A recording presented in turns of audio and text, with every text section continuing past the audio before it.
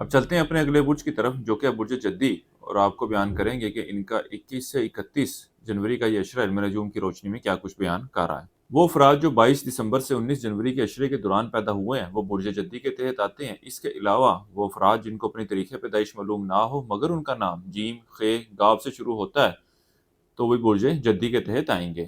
اس عرصے کا وقت برج جدی والوں کے اندرون و سفر کے لیے جانے کو ظاہر کر رہا ہے۔ اس کے علاوہ اس اشرے کے دوران آپ کے اپنے بہن بھائیوں کے ساتھ اچھے اور بہتر تعلقات بھی استوار ہوتے ہوئے نظر آ رہے ہیں۔ اس کے ساتھ ہی ساتھ یہ اشرہ برج جدی والے طالب علموں کو کئی ایک کامیابیوں کی نشاندہی بھی کروا رہا ہے۔ اس کے ساتھ ہی ساتھ اس اشرے کے دوران برج جدی والوں کو کئی ایک مدد کرنے والے دوست بھی ملتے ہوئے نظر آ رہے ہیں۔ اس اشرے کے دوران برج جدی والے افراد سیر و تفریح کے لیے جاتے نظر آ رہے ہیں۔ یہ سفر اولاد کے ساتھ بھی ممکن ہے۔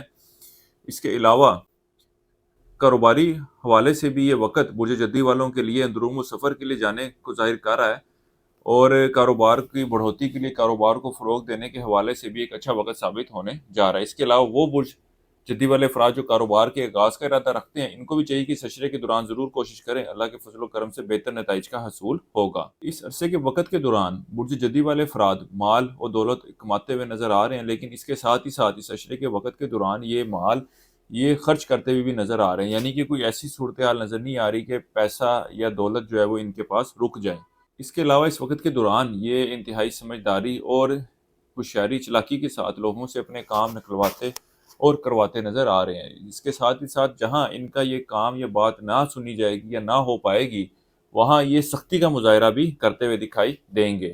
وہ افراد جو رشتے کی تلاش میں اس اشرے کے دوران کوششیں تو کرتے نظر آ رہے ہیں، لیکن ان کی گئی کوششوں کے وہ نتائج ملتے ہوئے نظر نہیں آ رہے، کیونکہ ان کو بہت زیادہ کاوشوں اور کوششوں کے بعد ہی کوئی حاصلہ نتائج ملنے کے امکانات ہے، کیونکہ یہ وقت اور یہ عرصے کا دورانیہ شادی کے معاملات کے حوالے سے اتنا کوئی پازیٹیو انڈیکیشن نہیں ہے کہ اگر آپ چاہیں اور خواہش رکھیں تو آپ کو بآسانی ایک اچھا اور بہتر رشتہ مل جائے۔ اس کے علاوہ وہ افراد جو روزگار کی تلاش میں اس اشرے کے وقت کے دوران ان کو بھی کچھ مشکلات کا سامنا کرنا پڑے گا۔ بہتر مشورہ یہ ہے کہ جس روزگار پر لگے ہوئے ہیں اس پہ ہی لگے رہیں۔ کسی نئی نوکری کی تلاش میں یا نوکری سوئچ کرنے کا ارادہ رکھتے ہیں تو فی الوقت ان معاملات کو طے کرنے اور حقیقی شکل دینے کے حوالے سے اتنا کوئی اچھا وقت نہیں ہے۔ وہ افراد جو سٹاک مارکیٹ، کرپٹو کرنسی یا اس طرح کی دیگر کرنسیز میں ٹریڈنگ کرتے ہیں اس اشرے کا وقت اونچ نیچ کے ساتھ کچھ بہتری کی طرف نشاندہی کر رہا ہے، لیکن اس عرصے کے دوران آپ کو بہت زیادہ ٹریڈنگ اور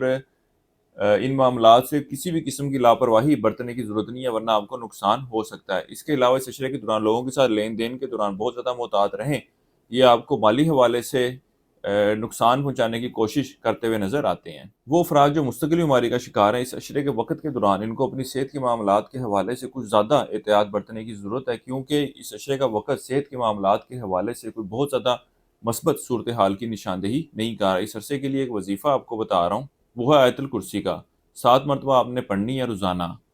عشاء کی نماز کے بعد اللہ تعالیٰ سے دعا کریں اپنے معاملات میں بہتری کے حوالے سے۔ اس کے علاوہ اس اشرے کے دوران حسب توفیق نقد رقم کا صدقہ کرتے رہیں۔ ہمارے اس چینل کو سبسکرائب کیجئے گا اور کمنٹ سیکشن میں اپنی رائے کا اظہار ضرور کیا کریں۔ اس عرصے کی نحس تاریخ آپ کی 28 اور 29 جنوری کی ہے۔